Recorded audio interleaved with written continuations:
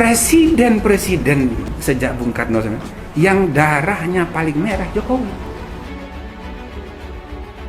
Jadi presiden bukan karena siapa-siapa, karena memang sudah kehendak Allah. Jadi semua itu punya darah biru semua. Yang darahnya paling merah Jokowi. Maka peluang untuk mengadakan transformasi, perombakan budaya feodal sekarang ini. Ketika merah darah Jokowi melebihi Soekarno. Berbeda dalam politik bukan berarti kita ini bermusuhan dalam berbangsa dan bernegara. Ya inilah yang namanya negara demokrasi. Presiden Jokowi adalah hal unik dalam sejarah kekuasaan Indonesia. Ia datang bukan bagian dari oligarki, melainkan dari rakyat jelata, di mana kehadirannya muncul dengan cara yang jenaka. Selain itu, logat Jawanya pun bukan logat Jawa Ningrat Solo, namun gaya gojekan Solo yang cenderung bebas, tapi lucu. Dalam dunia yang semakin egaliter, gaya Jokowi mengingatkan pada Dono yang asli Klaten ataupun Sri Mulatan Balai Kambang, di mana di balik wajah lugunya itu tersembunyi kecerdasan dan mata intel yang menyelidiki bila sedang tertawa dan memandang seseorang.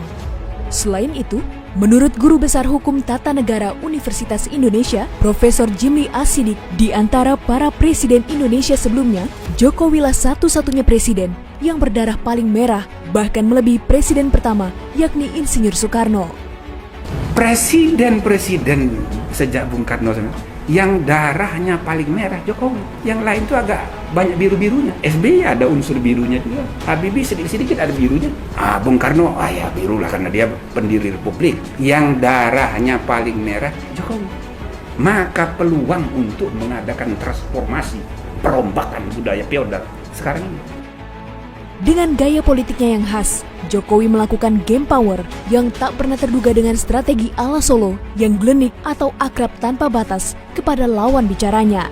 Dan dengan caranya itu, harus diakui Jokowi dianggap paling berhasil dalam menegakkan struktur kekuasaan dan kemenangan politik daripada presiden-presiden sebelumnya setelah kejatuhan Soeharto 1998. Apa yang dilakukan oleh Jokowi merupakan prinsip Bung Karno dalam berkomunikasi. Dalam negosiasi dengan pekerjaannya, Jokowi bisa bersikap tegas, tapi di satu sisi juga bersikap amat sabar. Seperti halnya saat berhadapan dengan para pejabat yang bandel, Jokowi sudah tahu posisi siapa yang berkuasa.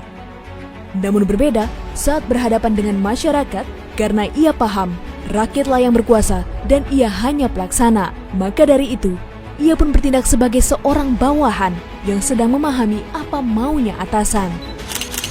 Dan tidak dapat dipungkiri jika Jokowi satu-satunya tokoh politik yang telah mencetak rekor tak terkalahkan di setiap pertandingan pemilu, mulai dari menjabat sebagai wali kota hingga menjadi orang nomor 1 di Indonesia. Jadi presiden bukan karena siapa-siapa, karena memang sudah kehendak Allah.